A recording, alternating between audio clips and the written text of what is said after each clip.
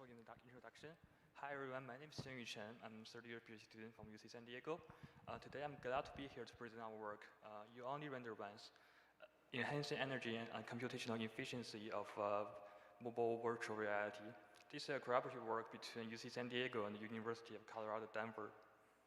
So the mobile virtual reality includes systems like smartphone VR and standalone headsets such as the Meta Quest.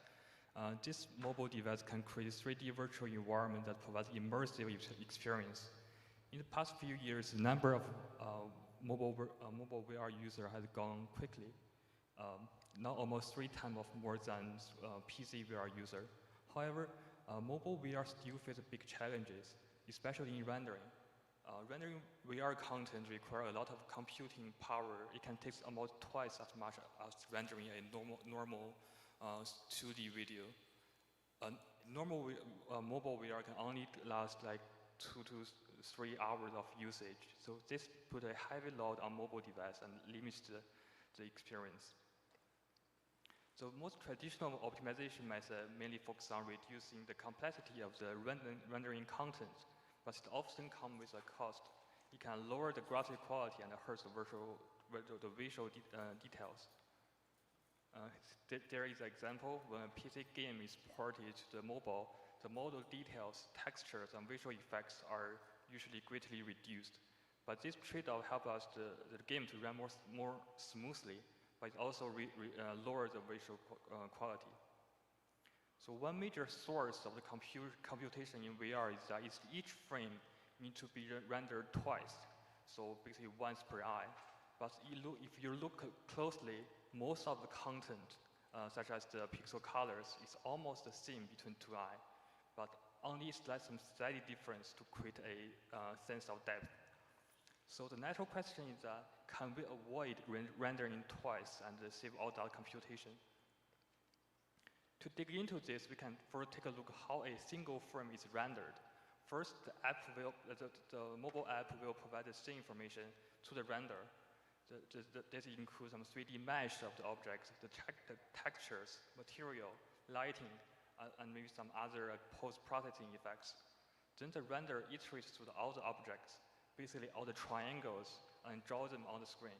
So this process is referred as the rasterization.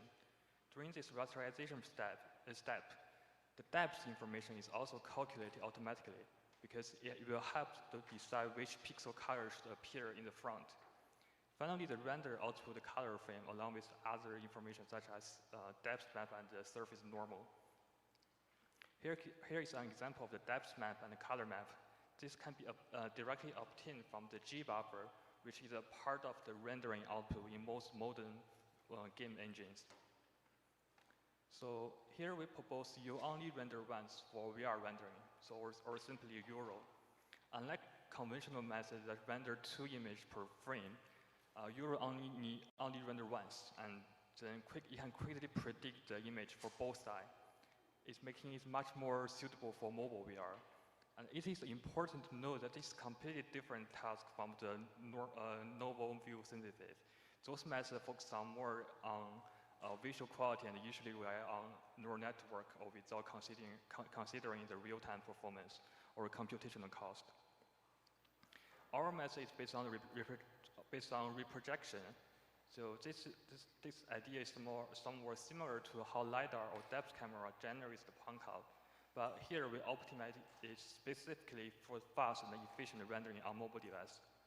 And just to clarify, everything you see here on the slides all come from the virtual 3D scene, not real world data. And we are now trying to do some reconstruct scenes where we're using information from a rendered frame. So for each pixel in the rendering frame, we can obtain the screen space position, where the Z value is the depth. By multiplying each pixel with the inverse of the dominant eye, intrinsic and the extrinsic matrix, so that is a VP matrix here, we can recover some partial information of the 3D scene. You can see this example that here on the slide. Note we do not actually store those point clouds. It's just for illustration purpose. Then for each pixel, we can multiply it with the other eyes matrix to get its screen space position from another eye's perspective. These steps are all linear operations, so we can pre-compute the transformation matrix denoted as M, as shown here. This matrix acts as to map the left eye image to the right eye image, or vice versa. Importantly, this M matrix is computed once per frame, not per pixel. So the transformation becomes a simple matrix modification, which is much more easy to parallelize on mobile GPUs. So you might have noticed in the previous video the reprojected frame isn't perfect. Some regions appear to be black, and this happens because some pixels are from the right eye are getting mapped to the same pixel position as in the left eye, leaving some gaps. So we call this disocclusion regions. To improve visual quality, we need to patch or fill in those missing areas. This is similar to image impending task, but again, we cannot use any heavy algorithm or neural network here because our goal is to keep computation low and support real-time performance on mobile device. Our solution is to use image filter for patching, but unlike a traditional filter such as Gaussian or block filters, which often produce some blur results, we take different approach and that is tailored for mobile VR reprojection. Here are some interesting observations that we found specific to this task. First, all pixel displacement are horizontal. So instead of tracking 2D shapes, we can just use 1D value to represent the pixel movement. So this might sound like small, but for every saved operation matters when we are optimizing on GPU. Second, we observed that the disocclude region should only be filled with the background pixels, not the foreground one. So as shown in this example, the black region should be filled with the dark green color instead of the yellow foreground. We can use this kind of observation to guide the design of our custom filter. Here is an illustration about how our patching filter works. For each missing pixel, we only sample to the left since all pixels are displayed to the right during the reprojection. We also skip any foreground pixel inside of the kernel, so only sample from the background based on the depth. This might sound a little bit complicated, but it's actually quite simple and effective. You can find the full implementation in our code base. Here example of the input and output of our patcher filter. The input is reprojected depth image and color image, and the output should be the final frame without any disocclusion region. Euro is implemented directly on GPU using standard shader languages, so it's capable with any major game engine or graphic library, including Unity, Unreal, OpenGL, Vulkan. So it can be easily integrated into existing VR applications. We also focused on some performance optimization.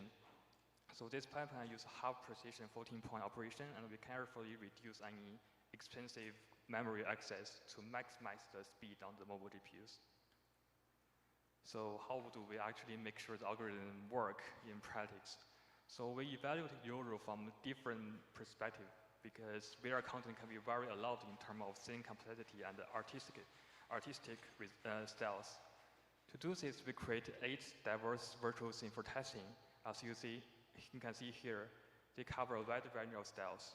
For example, the scene A, Bistro, is a realistic rendering of the street, and scene E is a Minecraft-style blocky environment designed for games. And scene H here shows a cartoon-style anime character. So we also tested on different kinds of mobile devices. We choose 6 types of mobile phone, and also as well as the standalone mobile headsets such as the Meta Quest 2 and the Meta Quest 3. We first analyze the computational complexity. Both conventional method and Euro are linear in complexity, but they scale with the number of the triangles, or roughly the ON. But if we look at the actual time it takes, there are some key differences. For conventional rendering, the time is about 2 times n, where n is related to the number of triangles. But for Euro, the time is close to n plus a constant, where here I refer as c. The c is mostly depends on the screen resolution, and it's much smaller than in real applications. So here in practice, Euro is nearly cut the rendering time in half. This is possible because both the reprojection and the patching step are done entirely in the screen space. They do not depend on any 3D geometry. To verify this, we run a benchmark where we aggressively increase the number of triangles in the scene. As the graph shows, the rendering time with Euro grows much more slowly, about 50% less than the conventional rendering, and is also faster than other baseline rendering methods. For each scene, we record the memory usage, frame rate, image quality, and battery consumption across different rendering methods, including Euro and the other baseline approach. Okay, since the bar plot can be a little bit boring, so I add a demo video on the side, so just keep seeing a little bit more entertaining. So across all tested scenes, Euro improves the frame rate by on average of over 115%, effectively doubling the frame rate compared to conventional rendering. Euro also can reduce the power consumption by around 27% on average, helping mobile devices run longer without overheating. Memory usage stays the same, even with a slight reduction, because we reduce some copying image frame buffers on the GPU side. We test Euro under different eye distance of the VR headsets from like 5 centimeter to 7.5 centimeter. Euro consistently produce high quality images showing like strong adaptability. We also run Euro in an hours-long pressure test, which also shows stable frame rate improvement. Euro also maintains high image quality across a wide range of rendering styles, including realistic, voxel rendering, low polygon, and anime style, with a SSIM consistently above 0.95. And because thanks to our custom filter design based on the observations which I showed earlier, Euro can even outperform a heavy image imprinting algorithm and neural network-based method, while being over 1,000 times faster. We also noticed that SSM and PSR, although they are widely used for image quality evaluation, they are not perfect. They mostly capture the overall image similarity, but they miss the visual difference, especially in those disoccluded region. So we conducted a user study with 14 participants. We showed them the scene rendered by different methods in a random order. For each scene, we asked 2 questions: which one they feel have the overall best experience, and which one they think had the best image quality. Then we ran 2 statistical analyses on their response. The results shows that Euro was constantly preferred for overall experience, and its image quality was statistically indistinguishable from conventional rendering. And you can find all of those detailed statistical analyses in our paper. To conclude, we introduced Euro, a novel rendering approach that only render once per frame. It produces high-quality binocular image for VR. Second, Euro brings significant improvement. It cuts computation and power consumption, or doubling the frame rate in most cases. Finally, Euro is lightweight and production-ready, means it can be plugged into existing VR app and run efficiently across a wide range of mobile devices. I'm glad to share that all the material in this paper, including the source code, demo video, demo app, and all results data are available online. We also provide a Unity game engine that is free to use. Please go to our website for more details. And thank you for your attention. I'm happy to take any questions. Thank you, Xinyu. Yeah, please. Thank you, Xinyu.